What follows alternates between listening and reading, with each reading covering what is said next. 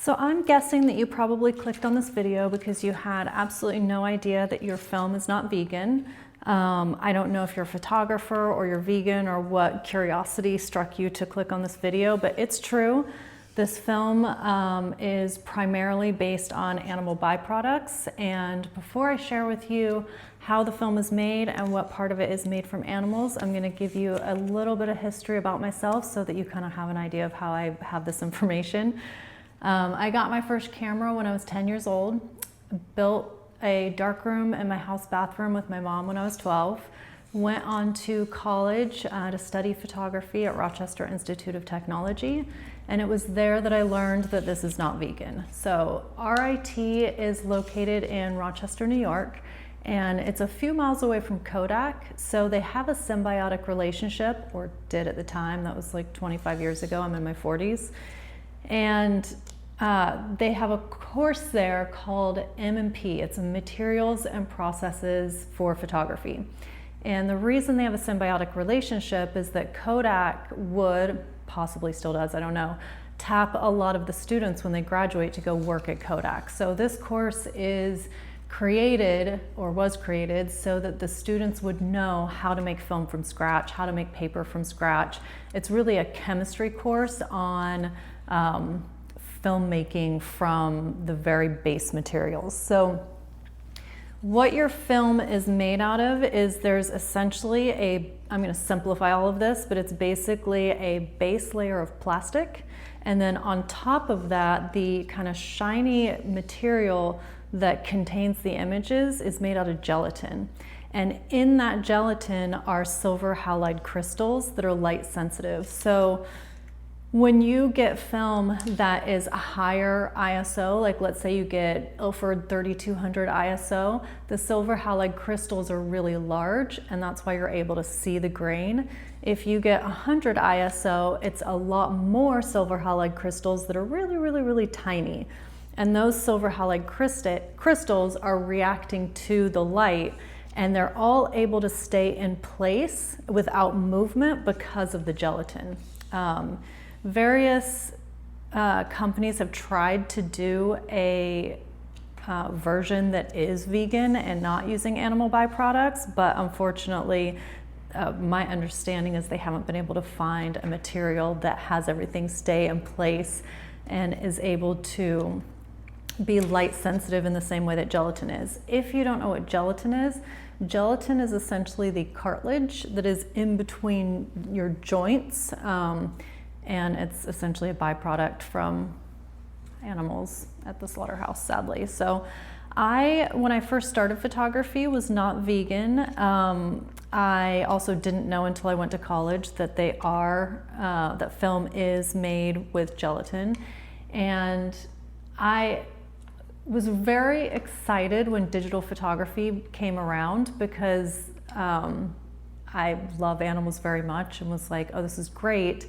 I can jump from film to photography, digital photography, and not be, taking part in harming any animals. And it was kind of around the time I was like going from a carnivorous diet to a vegetarian diet and then slowly moving towards vegan. A lot of photographers who are aware of this knowledge, they end up using, which I'm going to show you really quickly, they end up using film edges that you can get on sites like Etsy. You can get it on the Creative Marketplace, and you can basically buy film edges and then drop digital images into it after adding things like grain and texture and stuff to make it look like film. I think that's a great way to go. I personally advocate for doing digital photography and then adding film frames if you want that look. One of the other reasons that I advocate for doing digital photography is that you can buy a digital camera. Like, I still capture images on the Canon 5D Mark IV. That camera is old. I think it's 8 to 10 years old, something like that, but it still creates amazing images. Like, the sensor is amazing.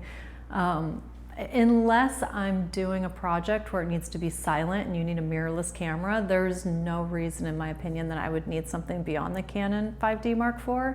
So you can buy a camera that's a digital camera work with it easily for like 10 years before you need to upgrade and not have a huge environmental impact. Like, yes, it does have an environmental impact with like the batteries and the sensor and stuff like that, but again, you can use it for 10 years. When you're creating images with film, you're having to work with tons of toxic chemicals, and you're having to store all of your memories inside of an animal byproduct, which I don't even want to call it a byproduct because it's like part of that animal. So yeah, so I am going to link below a video on YouTube that goes in depth as to exactly how film is made, in case you really want to dive into that process and see how it's made. It's fascinating. It's a pretty short and easy to understand video.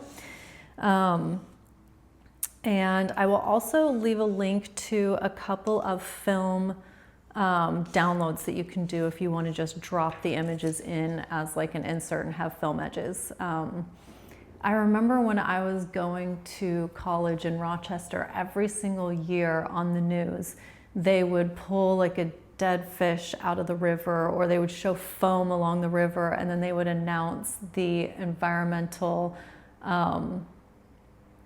what's the word for it? It was like the environmental, there's a certain amount of toxic chemicals that Kodak was allowed to dump basically into the water system before they were fined, and like every single year they would get a fine because they would go over that amount, and I think it was just like in their budget as a part of doing business. So after living in Rochester and kind of having a good understanding of how many chemicals go into it, the fact that it's not vegan, I was very happy to switch over to digital photography and just use the film edges for the look of it. On my website, I do have a few series that are actual film where I've photographed it on film, and those series are old. They're from before I switched over to doing digital with film edges. So I thought I would do this video because I feel like a lot of people are going back to film right now. It's kind of become like a trending thing to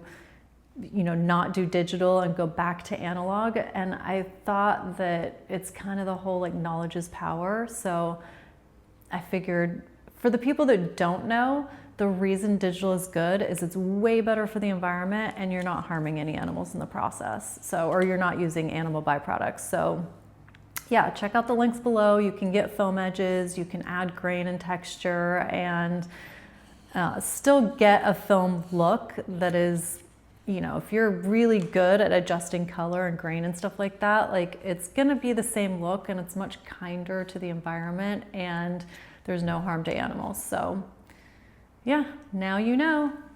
When you know better, you do better. It's not vegan.